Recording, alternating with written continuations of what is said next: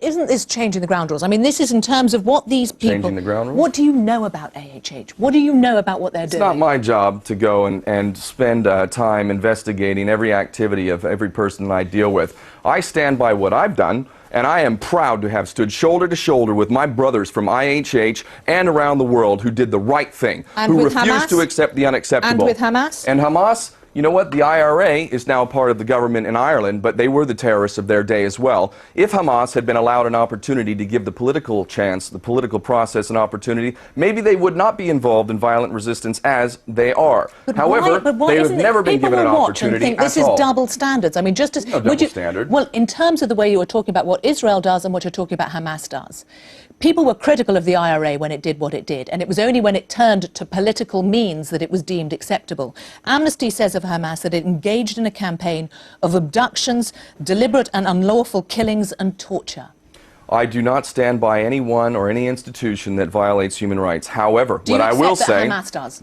Yes, I do, and I will say absolutely 100%, without reservation, I support the right of self-defense without any doubt. I would be involved myself in violent resistance if I were a citizen of Palestine or Iraq or Afghanistan. And if I were a citizen of the United States or Britain and someone from halfway around the world came into my country and started stealing my land and killing my family, guess what? I would defend my country as well. So, I absolutely 100% defend the right of self-defense, and I will never shy away from that. I will not join the long list of embarrassments who condemn terrorism while forgetting to acknowledge that the biggest terrorist on the planet is the United States government for all of its terrorism around the world. Do you accept that Israel has a right to defend itself? Absolutely, every country does, and that's exactly why the hypocrisy and the lies of Israel are so transparent. Are you telling me we don't have the right to defend ourselves? When I saw dead bodies on that ship and we were hitting people with bars and sticks, we don't have the right to defend ourselves, but they do they?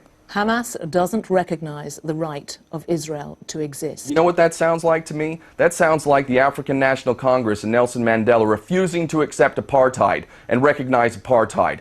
I say that Israel, if it wants to be a genuine partner in any kind of peace, needs to destroy its whole ideology of Zionism. Zionism that makes other people goyim, who do not deserve to be in the Holy Land. That's the real problem. If Israel will embrace every people, including Palestinians, equally, human rights respected across the board, then I would challenge Hamas to change its charter and say we will acknowledge Israel. But until that time, I see no difference between Nelson Mandela and Hamas in refusing to accept apartheid or the Zionist Israeli state. The Israeli government, their first job is to defend their citizens.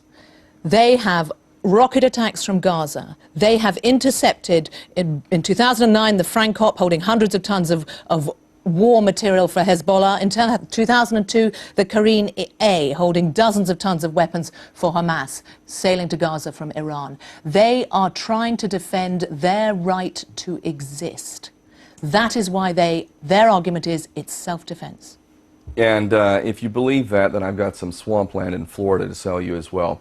If you wanted peace and you carried out the policies of Israel, then you'd have to believe that these people are the biggest idiots ever. It's like America saying it wants peace, yet conducting state-sponsored terrorism in Iraq and Afghanistan. That's a lie. Israel is lying. They don't want peace. Are they lying when they say there was no humanitarian aid on the ship? Peace for Israel to them and the Zionist agenda is the end of the Zionist project. They don't want peace. It's a lie. It's an absolute lie. And the policies, to any thinking person, reflect that. I can't speak for Hamas. I think that what I do know about Hamas is that they've actually done something to help their people. And they have also, I think, helped to give ammunition to their enemies by violating human rights and not doing everything that they should do to respect the rule of law. I'm not going to sit here and defend Hamas any more than I'm going to defend anyone who violates human rights. However, Hamas has done a lot to help its people, and for that it has to be given credit. And it also cannot be bought. And do you not think that the Israeli people would say that of their own government? They elected it. I actually think that the Israeli government is a reflection of the propaganda that has made the Israeli people so ignorant of the facts. Or defensive. They are under constant rocket attack. They feel that they do... How many people have the rocket attacks killed? These are glorified fireworks against the fourth largest military in the world with the latest technology and weapons of mass destruction. 3,000 rockets out of Gaza in the last 3 years. 3,000 rockets that killed how many people?